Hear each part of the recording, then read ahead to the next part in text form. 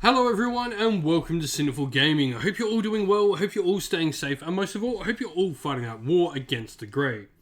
Today's video we're going to talk getting started with Warhammer Age of Sigmar, and today we're going to take a look at the Sons of Behemat, and in particular the Taker tribe.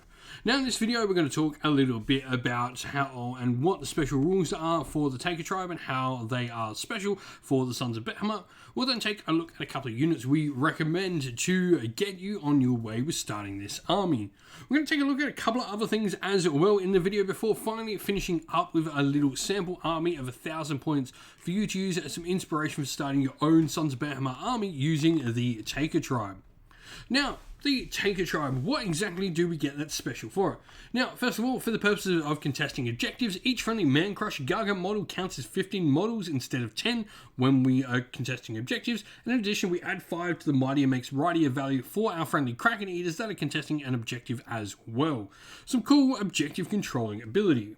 Now, we've got a unique command as well we can use where is called I want that for me collection. You can use this command ability at the start of the combat phase. The command can be only issued by your general, which will obviously have to be a Kraken Eater, and the unit that receives it must be a friendly Man-Crusher Gargant unit.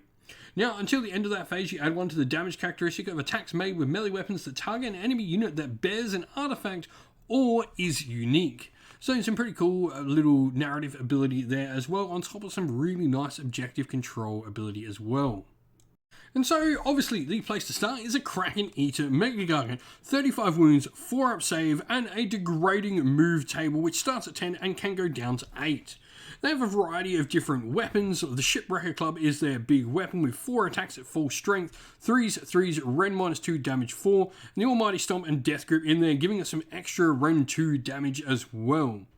Now, we've got the Hell Debris attack as well, where we can throw some debris at a 24-inch range when fully at full strength. At 3 attacks, 4s, 3s, Ren 1, damage D3, so not too shabby little shooting attack. Now we've got the cool Sons of Behemat ability where we only take D6 mortal wounds if we've got any slain outright rule. The Almighty Stomp, and we add 1 to hit rolls if we target an enemy unit with a wounds characteristic of 3 or less. Crushing Charge will allow us to do some mortal wounds when we charge.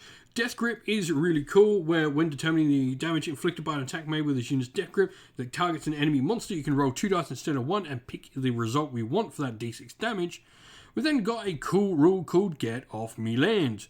In your hero phase, if any friendly units with this ability are on the battlefield and within 1 inch of any objective you control, you can pretty much kick the objective around the table, which is pretty fun.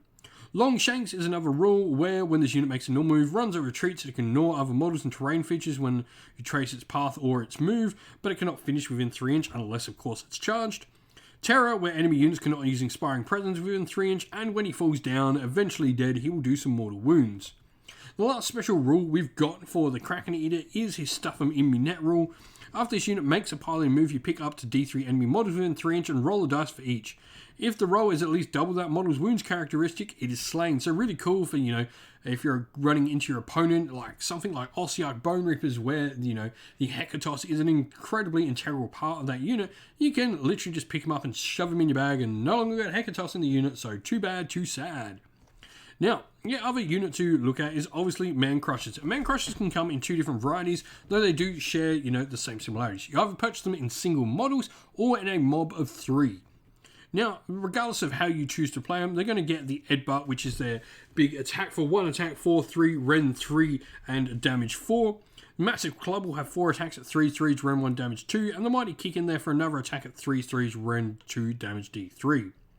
The Keep Up rule, if this unit is within 15 inch of a friendly Mega Gargant at the start of the charge phase, they can attempt to charge in that charge phase even if they ran, so you can get some run and charge in your army. Stomping Charge, where after this unit makes a charge move, they can do some mortal wounds. They can also stuff models in their bags, and they've got the Timber rule, though a lesser degree than the Mega Gargants. There's a variety of different ways we can play and build these particular kits, which I think are really nice and unique. Now we do want to talk about, with the Kraken Eaters that they have access to endless spells, which is really fun. So taking a look at some of the generic endless spells, either from the Forbidden Power or the Malign Sorcery sets, are definitely worth a look in with your Sons of Behemat army. I particularly like things like Horrorghast, where it's not going to affect you, especially if you're running like single Mega Gargants, or something that can do a lot of, damage. So something like Ravnax Jaws, or even the Purple Sun is really nice if you're only running Megas, because you only ever take the damage, but you will take 2d6 mortals from it potentially. But there are some other nice ones. Soul Snare Shackles don't really affect you all that much, but will definitely hamper your opponent. And the same with the Shards of Valagar as well. And so here we have our sample army list. Now we've got the Make the Land Tremble Grand strategy on this army. I think this is just the Gargant's best grand strategy to go with, and I don't know why you would not pick it. You effectively complete this grand strategy if at least one of your models ran and or charged every turn. This is pretty easy to do, especially when you've got Man Crushers in your army. While they're near that Mega Gargant, they've got run and charge, so they're definitely going to be doing at least one of those so long as that Mega Gargant is alive. Now we are 20 points under, so we've gone for an Inspired for +1 to wounds, and then we've got a Kraken Eater Mega Gargant who's going to be our general. Monstrous Tough is the command trait we've gone for, giving him +5 wounds, taking him up to 40 wounds total. And he's got the Glowy Lantern where he can cast an endless spell at double range as if he was a wizard. Now, 3 Man Crusher Gargants will make up our battle line. I think in smaller games, you're definitely wanting to run them as singles rather than a single unit of 3. I think the smaller units of the Man Crushers definitely will just give you a lot more options across the tabletop to play around with. This will allow you to sort of move around the table and affect more of the battlefield. And then lastly, we've got the Horrorghast. Like I said, because we've got all single model units, we're never going to be affected by the Horrorghast. So it being able to stop our opponent being able to use Battle Shock immunity from Inspiring Presence and also make extra model fleas is really nice.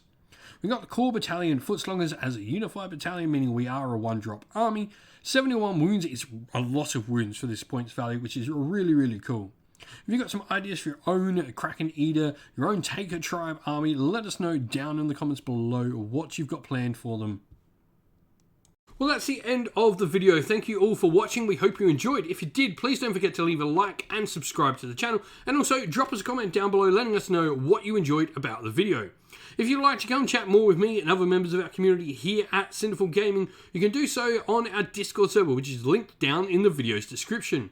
If you'd like to help support the channel more, you can do so either by Patreon or YouTube members or going to our Teespring store, all of which are linked down in the video's description as well.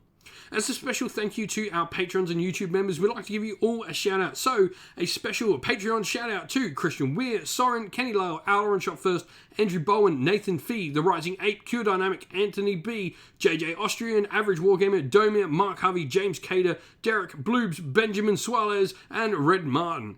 And as thank you to our YouTube members as well, Green Roots Gaming, Kenton Young, Ronya, Lock Lorick, The Johnny 84, David Ellsworth, Wolfric Nick, Broken Chef, Ariana Edwards, Revenar, Pink, Nico Fire, Robin Mankiller, Monty's Tabletop Terrain, John Castle, and Davis Wire.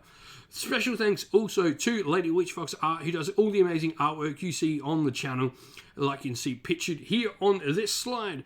Thank you once again for watching, everyone. Stay safe, stay well, and most of all, keep fighting that war against the grey. Ciao for now.